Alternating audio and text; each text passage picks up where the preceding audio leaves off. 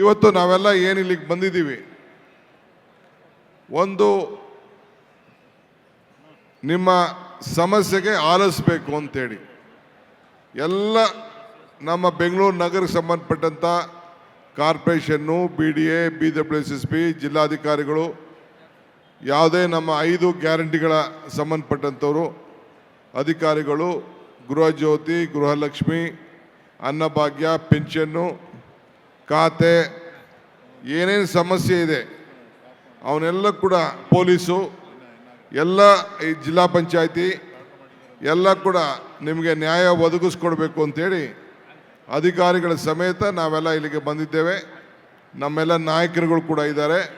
ನಮ್ಮ ಜನಪ್ರತಿನಿಧಿಗಳು ಸುರೇಶ್ ರವರು ಮತ್ತು ಕೃಷ್ಣಪ್ಪನವರು ಕೂಡ ಇಲ್ಲಿಗೆ ಬಂದಿದ್ದಾರೆ. ಸೊ ಅದರಿಂದ ಬಡವರ ಸೇವೆ, ಜನರ ಸೇವೆ, ಜನಾರ್ದನ ಸೇವೆ, ಇದನ್ನು ಗಮನದಲ್ಲಿ ಇಟ್ಕೊಂಡು ನಿಮ್ಮನ್ನು ನೀವೆಲ್ಲ ನಮಗೆ ಅಧಿಕಾರ ಕೊಟ್ಟಿದ್ದೀರಿ, ನಿಮ್ಮ ಋಣ ತೀರಿಸ್ಬೇಕು. ಆ ತೀರಿಸ್ಬೇಕಾದ್ರೆ ನಾವು ಧರ್ಮದಿಂದ ತೀರಿಸ್ಬೇಕು. ಸಿದ್ಧಗಂಗಾ ಸ್ವಾಮಿಗಳು ಒಂದು ಕಡೆ ಒಂದು ಮಾತು ಹೇಳ್ತಾರೆ, ದೊಡ್ಡವನಾಗಲು ಪ್ರಯತ್ನ ಮಾಡಬೇಡ, ಒಳ್ಳೆಯನಾಗಲು ಪ್ರಯತ್ನ ಮಾಡು, ಹಾಗೂ ತನ್ನಂತೆ ತಾನೇ ನೀನು ದೊಡ್ಡವನಾಗ್ತೀಯೇ ಅಂಥೇಳಿ. ಹಂಗೆ ನಾವೆಲ್ಲ ನಮ್ಮದೇ ಆದಂಥ ಒಂದು ಪ್ರಯತ್ನ, ಶ್ರೀಗಳ ಹಿರಿಯರು ಹೇಳಿದಂಗೆ ಒಳ್ಳೆಯ ಸರ್ಕಾರವನ್ನು ನಿಮ್ಮ ಮುಂದೆ ನೀವು ಕೊಟ್ಟಂಥ ಶಕ್ತಿಯನ್ನು ನಿಮ್ಮ ಮುಂದೆ ಸರಿಯಾದ ರೀತಿಯಲ್ಲಿ ಉಪಯೋಗ ಆಗಲಿ ಅಂತೇಳಿ ಇವತ್ತು ಬಂದಿದ್ದೇವೆ. ಸುರೇಶ್ ಅವರು ಅನೇಕ ವಿಚಾರಗಳನ್ನು ಪ್ರಸ್ತಾವನೆ ಮಾಡಿದ್ದಾರೆ. ಟ್ರಾಫಿಕ್ ವಿಚಾರವನ್ನು ಪ್ರಸ್ತಾವನೆ ಮಾಡಿದ್ದಾರೆ ಮತ್ತು ಕುಡಿಯೋ ನೀರಿನ ಸಮಸ್ಯೆ ಬಗ್ಗೆ ಪ್ರಸ್ತಾವನೆ ಮಾಡಿದ್ದಾರೆ. ಅವರ ಒಂದು ಬಹುದೊಡ್ಡ ಆಕಾಂಕ್ಷೆ ಏನಪ್ಪ ಅಂದರೆ ನಮ್ಮ ದಕ್ಷಿಣ ವಿಧಾನಸಭಾ ಕ್ಷೇತ್ರಕ್ಕೆ ಇವತ್ತು ಕಾವೇರಿ ನೀರನ್ನು ಒದಗಿಸ್ಕೊಡ್ಬೇಕು ಅನ್ನೋದು ಸುರೇಶ್ ಅವರ ಸಂಕಲ್ಪ. ಈಗ ನಾನೇ ಅವರ ಸಹೋದರ ಮಂತ್ರಿಯಾಗಿದ್ದೀನಿ, ನಾನೇ ಬೆಂಗಳೂರು ನಗರದ ಉಸ್ತುವಾರಿ ಆಗಿದ್ದೀನಿ. ಇನ್ನೊಂದು 3-4 ತಿಂಗಳಲ್ಲಿ BDA ಚೇರ್ಮನ್ರೇ, BWSSP ಚೇರ್ಮನ್ರೇ, 3-4 ತಿಂಗಳಲ್ಲಿ ಈ ಜನರಿಗೆ ಕಾವೇರಿ ನೀರನ್ನು ಒದಗಿಸ್ಕೊಡುವಂಥ ಕೆಲಸವನ್ನು ನಾವು ಮಾಡಲೇಬೇಕು ಅನ್ನೋದನ್ನು ನಾನು ನಿಮ್ಮ ಮುಂದೆ ಅವ್ರಿಗೆ ವಾಗ್ದಾನ ಕೊಡ್ತಾ ಇದ್ದೀನಿ. ಈ ಟ್ರಾಫಿಕ್ ಸಮಸ್ಯೆ ಈಗ ಕೃಷ್ಣಪ್ಪನವ್ರ ಕ್ಷೇತ್ರ ಎಲೆಕ್ಟ್ರಾನಿಕ್ ಸಿಟಿಯಿಂದ ಪ್ರಾರಂಭ ಆಗ್ತದೆ, ಅಲ್ಲಿಂದ ಈ ಕನಕಪುರ ರೋಡ್ವರೆಗೂ. ಮೊನ್ನೆ BDA ಅಲ್ಲಿ ಒಂದು ಮೀಟಿಂಗ್ ಮಾಡಿಬಿಟ್ಟು ನಾನು ನಮ್ಮ ಕಮಿಷನರ್ ಎಲ್ಲ ಹೇಳಿದ್ದೇವೆ, ಒಂದು 18 ಕಿಲೋಮೀಟ್ರು ಏನು ಈ ರಸ್ತೆ ಇದೆ, ಈ ರಸ್ತೆನ ನಾವು ಹೊಸದಾಗಿ ಒಂದು ಹೊಸ ಆಲ್ಟರ್ನೇಟಿವ್ ರೋಡನ್ನು ಮಾಡಬೇಕು.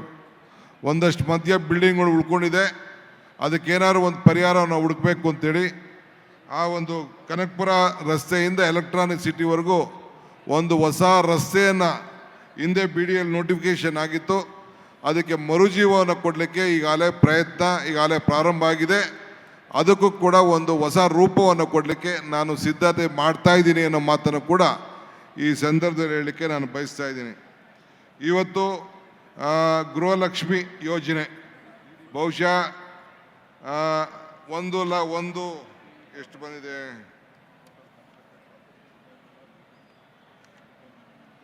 ಗೃಹಲಕ್ಷ್ಮಿ ಯೋಜನೆ 1,04,00,000 ರಿಜಿಸ್ಟರ್ ಆಗಿದೆ. 1 ಕೋಟಿ ಜನರಿಗೆ ಅಲ್ಲೇ ಮನೆಗೂ ಹೆಣ್ಮಕ್ಳಿಗೆ ದುಡ್ಡು ಹೋಗ್ತಾ ಇದೆ. ಇಲ್ಲಿ 1,40,000 ಹೆಣ್ಮಕ್ಳಿಗೆ 2,000 ರೂಪಾಯಿ ತಲುಪ್ತಾ ಇದೆ. ಬೆಸ್ಕಾಂ ವತಿಯಿಂದ 80,03,270 ಬೆಸ್ಕಾಂ ವತಿಯಿಂದ ಈಗಾಗಲೇ ಕನೆಕ್ಷನ್ಸ್ ಇದೆ. ರಿಜಿಸ್ಟ್ರೇಷನ್ ಆಗಿರೋರು 67,19,000 ಜನ ರಿಜಿಸ್ಟ್ರೇಷನ್ ಆಗಿದೆ. ಅಂದರೆ ಬೆಂಗಳೂರು ನಗರದಲ್ಲಿ 74% ಉಚಿತವಾಗಿ ಕರೆಂಟನ್ನು 2,200 ಯೂನಿಟ್ ಒಳಗಡೆ ಉಪಯೋಗಿಸ್ತಾ ಇದ್ದಾರೆ ಅಂತೇಳಿ ನನಗೆ ದಾಖಲೆ ಬಂದಿದೆ.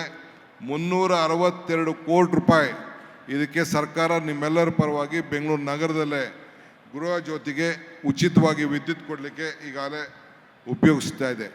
ಹಿಂಗೆ ಹಲವಾರು ಯೋಜನೆಗಳನ್ನು ನಿಮ್ಮ ಮುಂದೆ ತಂದಿದ್ದೇನೆ. ನಾನು ನಿಮ್ಮ ಹತ್ರ ಕೂತ್ಕೊಂಡು ಮೊದಲು ನಾನು ಇಲ್ಲಿಗೆ ಬಂದು ನಮ್ಮ ಹಿರಿಯ ನಾಗರಿಕರು ಏನಿದ್ದಾರೆ ಅವ್ರು ಯಾರು ಬರೋದು ಬೇಡ, ನಾನೇ ಅಲ್ಲಿಗೆ 5 ನಿಮಿಷ ಹೋಗ್ತೀನಿ. ಅದಾದ ಮೇಲೆ ನಾನು ಒಬ್ಬೊಬ್ಬರಿಗೆ ಇಲ್ಲಿಗೆ ಕರಿತೀನಿ, ಬಂದು ಇಲ್ಲಿ ನನ್ನನ್ನು ಭೇಟಿ ಮಾಡಿ ಅರ್ಜಿ ಕೊಟ್ಬಿಟ್ಟು ಹೋಗ್ಬೋದು. ಯಾರು ಗಲಾಟೆ ಮಾಡೋಕ್ಕೆ ಹೋಗ್ಬೇಡಿ. ಊಟ ಇದೆ, ತಿಂಡಿ ಇದೆ. ರಾತ್ರಿ 11 ಗಂಟೆ ಆಗಲಿ, 8 ಗಂಟೆ ಆಗಲಿ, 4 ಗಂಟೆ ಆಗಲಿ, 3 ಗಂಟೆ ಆಗಲಿ ಕೂತು ನಿಮ್ಮ ಹತ್ರ ಮಾತಾಡ್ಬಿಟ್ಟು ನಿಮ್ಮ ಸಮಸ್ಯೆ ಕೇಳ್ಬಿಟ್ಟು ನಾನು ಹೋಗಲಿಕ್ಕೆ ನಾನು ಬಂದಿದ್ದೇನೆ.